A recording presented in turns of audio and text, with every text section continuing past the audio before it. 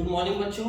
आज हम क्लास 12 का चैप्टर नंबर 3 करने जा रहे हैं, जिसका नाम है matrices.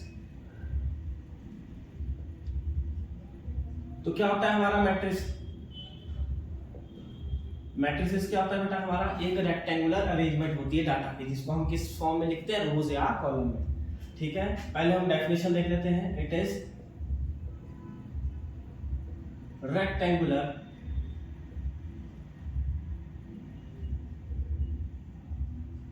arrangement of numbers and functions या डाटा, कुछ भी बोल सकते हैं, in form of rows and column।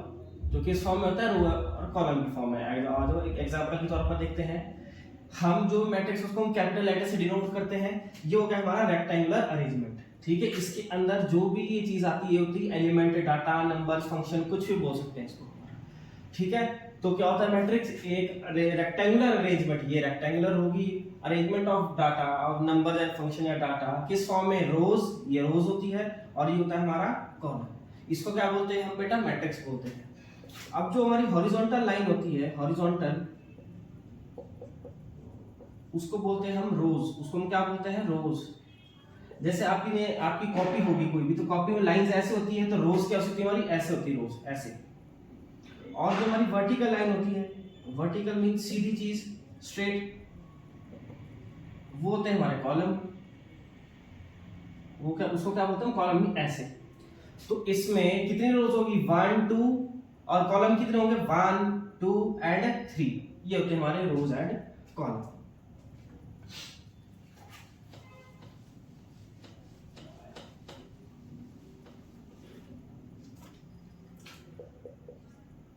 फिर आता है हमारा अगला टॉपिक, वो है order of matrix. Order of matrix. If a matrix have m number of rows and n number of columns, then order of matrix क्या होता है हमारा? is m cross n। क्या होता है बेटा? है m cross n। एग्जाम्पल, एक मैट्रिक्स है बेटा हमारा, इस तरीके से ले लो। तो इसका ऑर्डर क्या होगा? सबसे पहले हम लिखते हैं m होता है नंबर ऑफ रोज और n होता है नंबर ऑफ कॉलम्स। ठीक है, तो कितनी रोज है इसमें बेटा? 1 2, तो 2 रोज है। क्रॉस कॉलम्स कितने हैं? 1 2 एंड 3, तो 3 कॉलम है। सबसे पहले हमेशा रो आएगी, फिर मल्टीप्लाई, फिर आएंगे कॉलम। तो इसका ऑर्डर क्या होगा? 2/3। ये होता है बेटा हमारा ऑर्डर ऑफ मैट्रिक्स। ठीक है,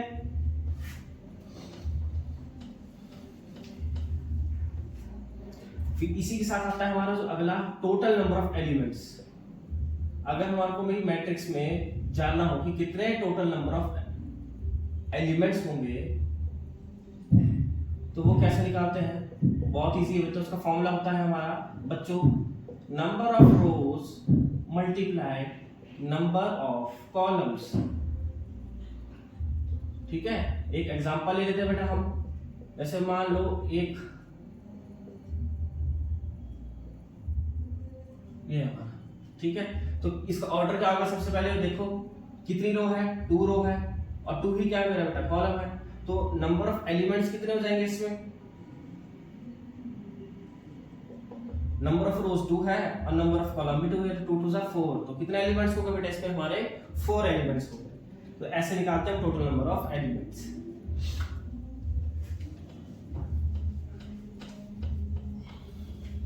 फिर आता है बेटा हमारा अगला, नेमिंग ऑफ एलिमेंट्स। फिर क्या आता है हमारा? Naming of elements. ठीक है, मान लो एक हमारे पास मैट्रिक्स है इस तरीके से।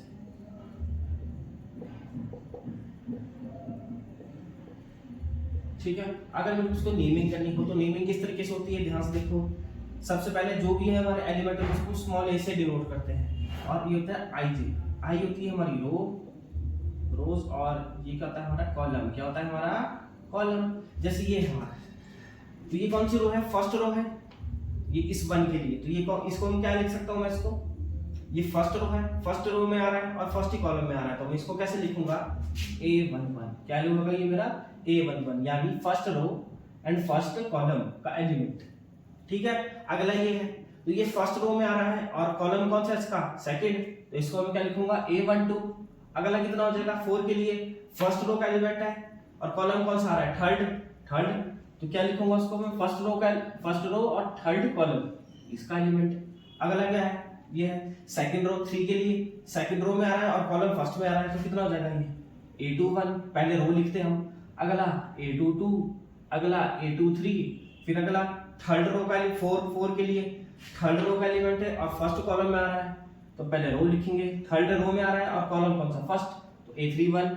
अगला इस 6 के लिए ये कितना हो जाएगा A32 और अगला कितना हो जाएगा A33। ठीक है बेटा, तो AIJ शॉर्ट फॉर्म में, यानी जब हमारी नेमिंग ऑफ एलिमेंट्स करते हैं, तो I डिनोट करता है रोज को और J डिनोट करता है हमारा कॉलम। ठीक है, चलो बेटा आगे पढ़ते हैं हम टाइप्स ऑफ मैट्रिसेस, कि मैट्रिसेस के कितने टाइप्स होते हैं।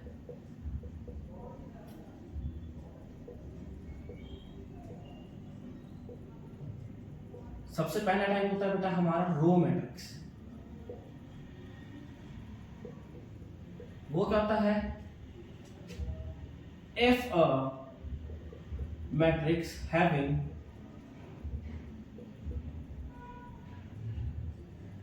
only one row, एक मैट्रिक्स जिसमें सिर्फ कितने रो होगी, एक रो होगी, कॉलम जितने मर्जी हो, कोई उसका कोई लेन देन नहीं उससे, बट रो एक होनी चाहिए। ठीक है, उसको बोलते हैं हम रो मैट्रिक्स। एग्जांपल 1 2 एंड 3, ये एक मैट्रिक्स है हमारा बेटा, मान लो एक ए मैट्रिक्स है ये, तो इसके अंदर रो एक ही है, कॉलम कितने हैं 1 2 3, कॉलम जितने मर्जी हो, ठीक है, कोई फर्क नहीं पड़ता, बस रो एक होनी चाहिए, तो वो होता है हमारा रो मैट्रिक्स। ठीक है, सेकंड है बेटा हमारा, वो है कॉलम मैट्रिक्स। जैसे रो मैट्रिक्स है था, बस सेम ऐसे ही होएगा। If a matrix having only one column, example ले लो। ठीक है, एक मैट्रिक्स ए है, उसके अंदर एलिमेंट है 1 2 3। अब देखो रो कितनी है, 1 2 एंड 3 रो है, और कॉलम कितना है इसका 1, तो ये ऑर्डर होगा इसका 3 क्रॉस 1 3 बाय 1। तो देखो इसमें एक ही कॉलम है हमारा, तो ये होगा हमारा कॉलम मैट्रिक्स, जो रो जितनी मर्जी हो, ठीक है, उससे कोई लेना देना नहीं होगा। अगर एक कॉलम होगा तो वो क्या हो जाएगा, कॉलम मैट्रिक्स। सिमिलरली अगर एक ही रो होगी तो वो हमारा रो मैट्रिक्स। ठीक है, आइए अब इसका थर्ड टाइप पढ़ते हैं, बहुत इंपॉर्टेंट है बेटा, जो थर्ड टाइप पढ़ेंगे वो है बेटा हमारा स्क्वायर मैट्रिक्स। क्या है वो, स्क्वायर मैट्रिक्स। क्या होता है square matrix, if a matrix है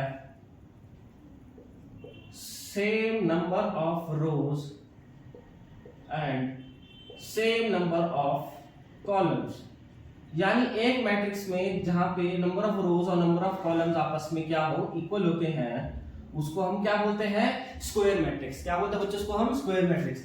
आइए एग्जांपल से समझते हैं। एक सेट है हमारा, मान लो सॉरी मैट्रिक्स है, ये है बेटा। तो अब इसका ऑर्डर देखो, ऑर्डर क्या होगा इसका, कितनी रोज है बेटा, 1 2 एंड 3 रो है, और कॉलम कितने हैं 1 2 एंड 3, कॉलम भी 3 है, तो ऑर्डर क्या होगा उसका 3 बाय 3। तो ये क्या होगा मेरा एक स्क्वायर मैट्रिक्स। क्या होगा बेटा, ये मेरा एक स्क्वायर मैट्रिक्स। समझ गए, जहां पे number of rows and number of columns क्या होते हैं हमारे सेम होते हैं, उसको बोलते हैं स्क्वायर मैट्रिक्स। इंपॉर्टेंट है बच्चों, ये अच्छे से देखना इसको। अगला है हमारा जीरो मैट्रिक्स। क्या होता है बेटा हमारा zero matrix, if all elements of a matrix are zero, यानी सारे एलिमेंट क्या हो हमारे जीरो हो जाए, तो होता है हमारा जीरो मैट्रिक्स। एक एग्जांपल ले लो, एक,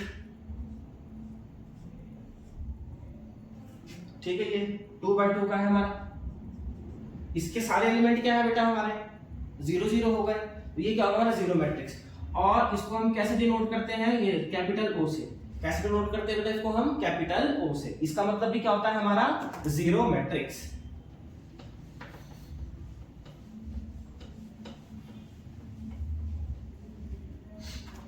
अब जो हमारा अगला है वो है बेटा diagonal matrix.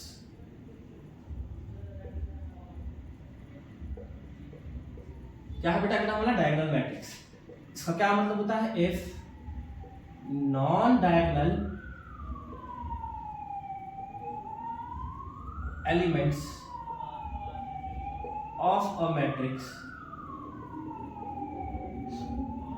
Are zero, non and diagonal elements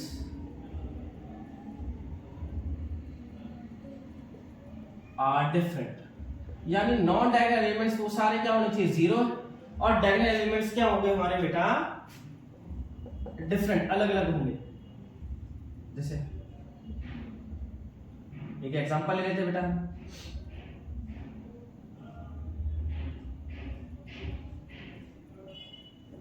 तो देखो क्या है, ये होता है हमारा डायगोनल। ये क्या होता है बेटा हमारा डायगोनल कंसीडर करते हैं इसको। क्या कंसीडर करते हैं बेटा इसको हम, डायगोनल। ठीक है, ये डायगोनल है हमारा। तो ये देखो जो नॉन डायगोनल एलिमेंट्स कौन कौन से होंगे, ये वाले, इसके छोड़ के सारे, ये क्या है हमारे 0 0 है। ठीक है, और डायगोनल एलिमेंट्स सारे क्या है, अलग अलग है। उसको बोलते हैं हम डायगोनल मैट्रिक्स। क्या बोलते हैं बेटा उसको हम, डायगोनल मैट्रिक्स। ठीक है, सिमिलरली इसकी तरह एक और आता है फिर हमारा अगला, वो क्या है, स्केलर मैट्रिक्स। क्या है, स्केलर मैट्रिक्स। वो क्या होता है, इफ सेम वैसी है, इफ नॉन डायगोनल एलिमेंट्स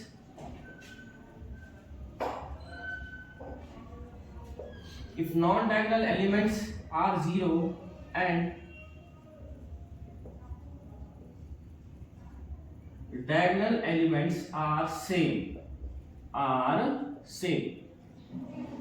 ठीक है, नॉन डायगोनल एलिमेंट्स क्या होंगे मेरे, जीरो होंगे, एंड डायगोनल एलिमेंट्स क्या होंगे, सेम होंगे। एक एग्जांपल से समझते हैं बेटा, इसका एग्जांपल यहां कर लेते हैं हम। ठीक है, एक ए मैट्रिक्स है मान लो,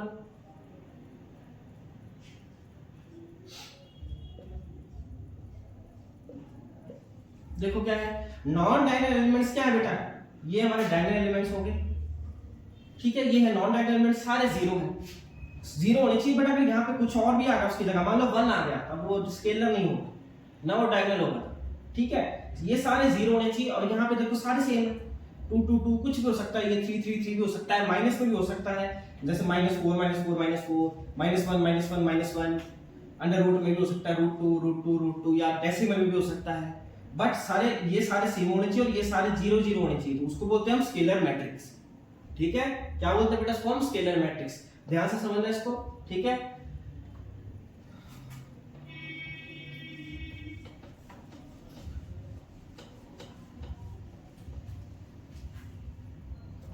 अब बेटा जो हमारा अगला है वो होता है हमारा आइडेंटिटी मैट्रिक्स। बहुत इंपॉर्टेंट है, मोस्ट इंपॉर्टेंट। ठीक है, पूरे चैप्टर में यूज होगा बेटा, ये हर जगह यूज होता है, इसकी आइडेंटिटी पढ़ती है। आगे जब चैप्टर करोगे आप डिटरमिनेंट्स, उसमें भी यूज होगा। इसको हम किससे डिनोट करते हैं, आई से, कैपिटल आई से। इसका क्या मतलब होता है, अगेन वही, इफ ऑल या if non diagonal elements are zero, if non diagonal elements are zero and diagonal elements क्या होंगे हमारे भाई, आर ऑल 1 होंगे हमारे डायगोनल एलिमेंट्स, तो उसको क्या बोलते हैं, आइडेंटिटी मैट्रिक्स। चलो,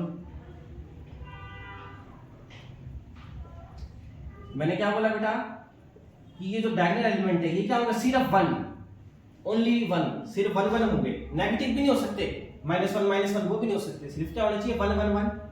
एंड बाकी सारे क्या है हमारे नॉन डायगोनल एलिमेंट 0 0 है, तो वो क्या होता है हमारा आइडेंटिटी मैट्रिक्स। ठीक है, मैं फिर रिपीट कर देता हूं, अगर नॉन डायगोनल एलिमेंट्स मेरे क्या होंगे, 0 0 होंगे, और जो डायगोनल एलिमेंट्स है वो सिर्फ क्या होना चाहिए, सारी जगह 1 होने चाहिए, ऐसे तीनों नीचे 1 1 1 होने चाहिए, तभी वो क्या होता है आइडेंटिटी मैट्रिक्स। मान लो सारे नंबर सेम है पर यहाँ पे कुछ और है, जैसे 3 3 3 है, तो वो हो जाता है स्केलर मैट्रिक्स। क्या होता है वो, स्केलर मैट्रिक्स, तब वो आइडेंटिटी नहीं रहता।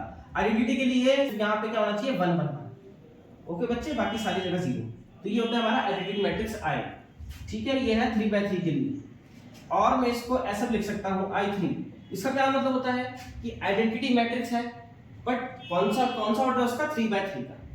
और अगर I2 होगा, I2 का क्या मतलब होगा कि आइडेंटिटी मैट्रिक्स है बट उसका ऑर्डर कितना होगा बेटा हमारा 2x2, यानी क्या होगा 1 0 0 1। ये हमारा 2x2 मैट्रिक्स है, 2 ही रो है 2 ही कॉलम है, ठीक है। 2x2 के लिए ऐसा होता है, देखो डायगोनल एलिमेंट्स क्या हो गए 1 1 और नॉन डायगोनल 0 हो गए। इसको हम ऐसे लिख सकते हैं I2 का मतलब 2x2 का आइडेंटिटी मैट्रिक्स और I3 का मतलब 3x3 मैट्रिक्स का 3x3 ऑर्डर वाले मैट्रिक्स का हमारा आइडेंटिटी मैट्रिक्स, ठीक है बच्चों। तो ये हो गया हमारा टाइप्स ऑफ मैट्रिसेस।